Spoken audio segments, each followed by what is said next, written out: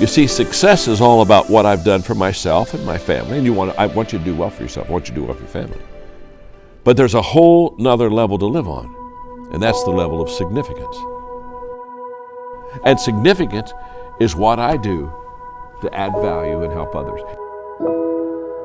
I just love the fact that you understand that there's a bigger game than just you, and there's a bigger prize than just Movement Mortgage.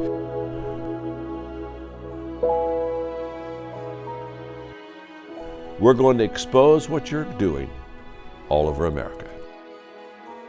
You are going to become a business model for thousands of other companies who are just waiting for somebody to show the way.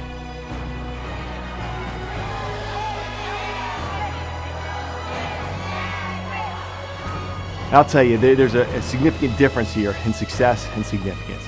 And I want you guys to think about this. Success, it finishes with you. Success finishes with you, okay? Significance, it starts with others. Don't ever confuse the two.